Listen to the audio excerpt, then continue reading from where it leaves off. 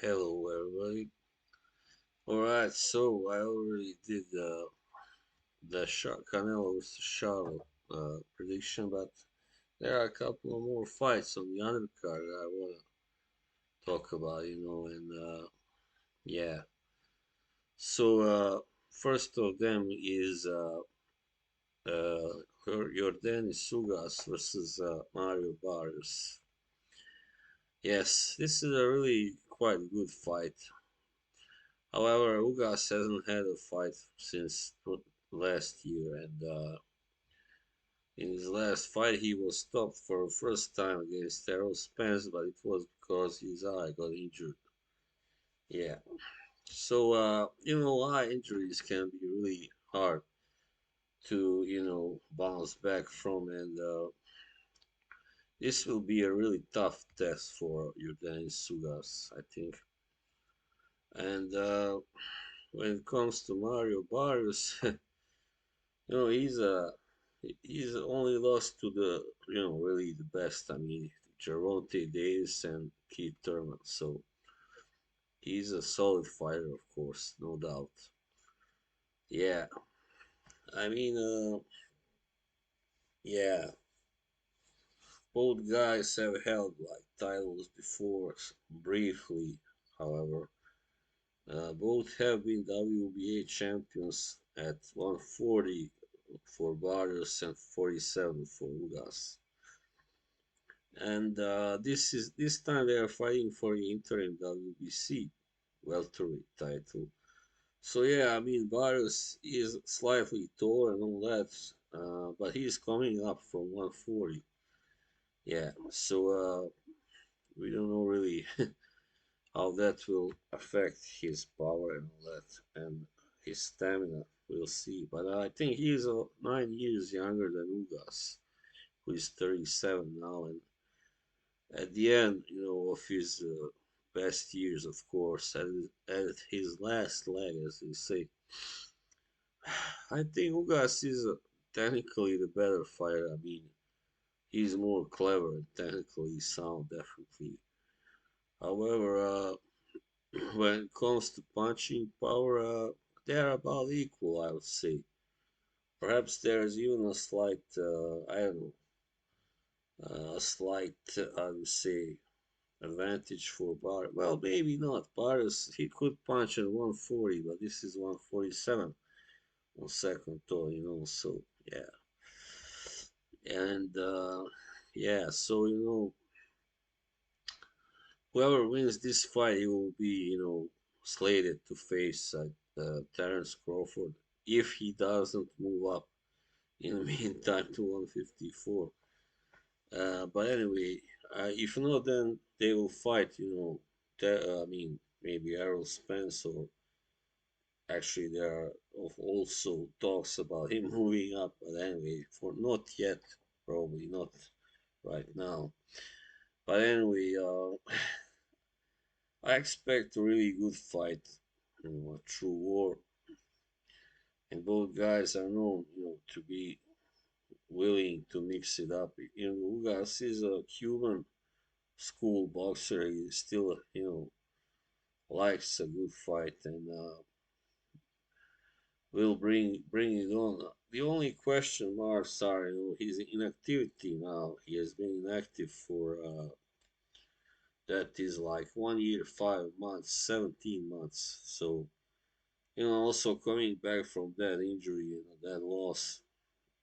I wonder how much that has affected him. But if it hasn't, then I definitely expect him to win this fight on points.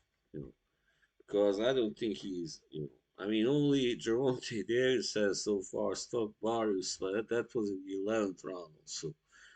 So it took him 11 rounds to do it.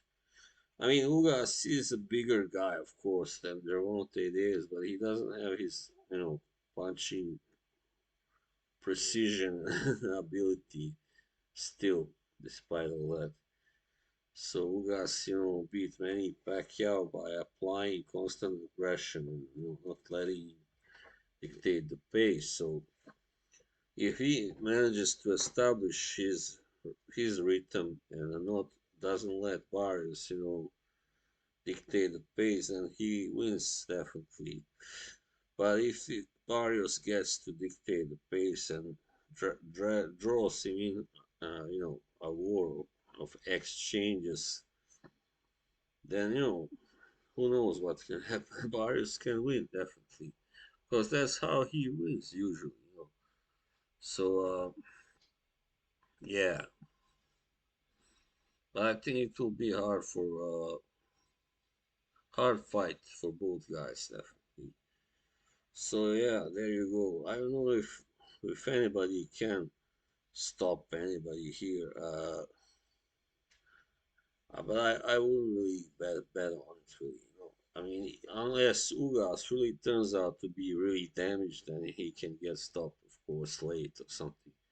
But I don't think so. I don't think he will. So I think Ugas wins probably on points in a close fight.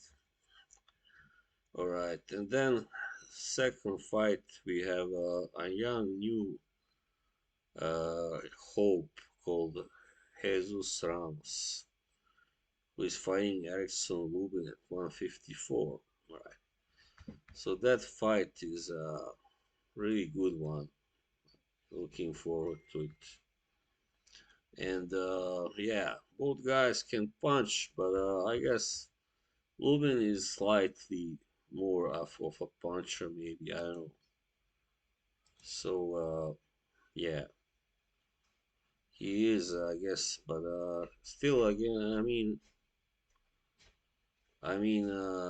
Ramos has also, quite many knockouts.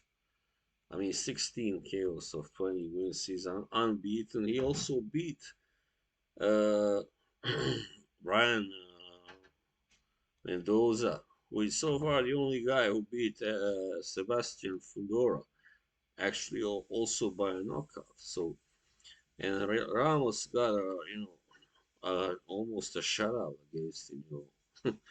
So he's very solid. Obviously, this kid is only 22, so that's why I call him a kid. Yeah, I think just I don't know really. Lubin, has a few good wins like Hasten, Rosario, Terrell, Gaucher, Nathaniel Gallimore, but he's failed against the very best.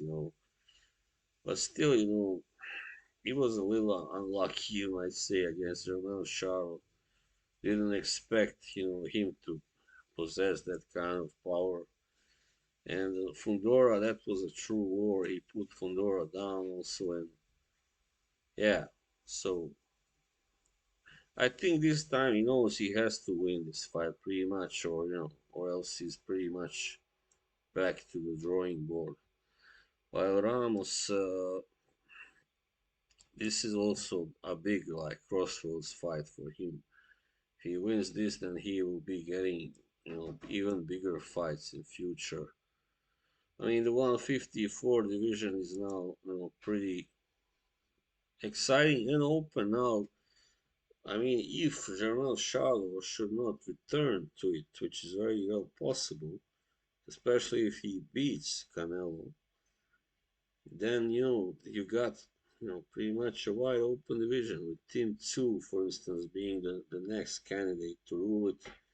But there are also others. I mean, Fundora, despite the loss, he's still in the mix, and now, of course, Ramos himself and Mendoza and Lubin. And, I mean, this depends who wins this fight, of course.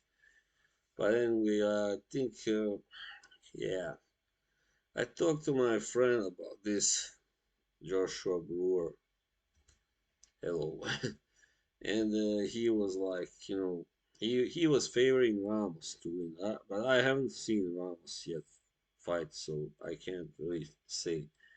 But I know that Lubin he's a hard hitter and also guy who knows how to set up a good punch and stuff like that. So this is a will be a dangerous fight for both guys. Yeah, definitely.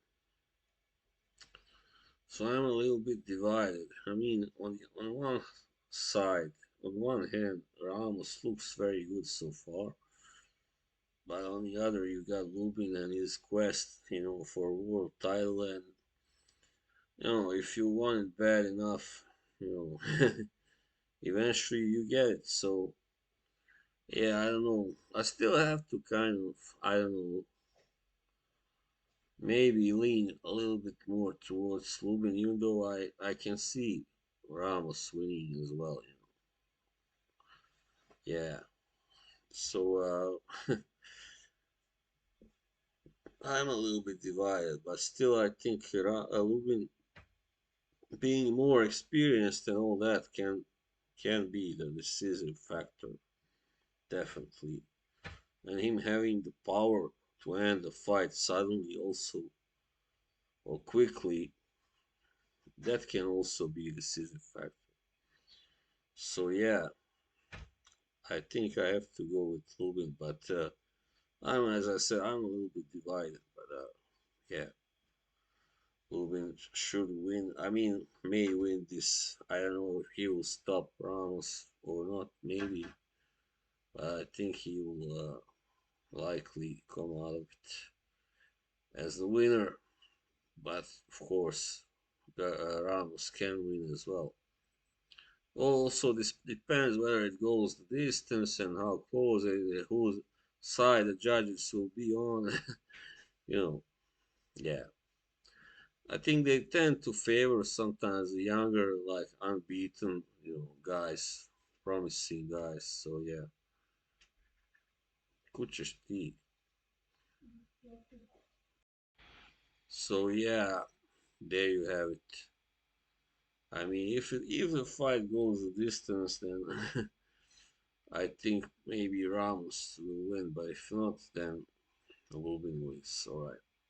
I'm sorry, can't give a better prediction than that. It's not fair. Well, all right. I see also Alexander Gvozdyk is also fighting on the same card, but he's fighting some minor fighter, so he will win that for sure. All right. So that's it for this time. See you and have a good one. Bye.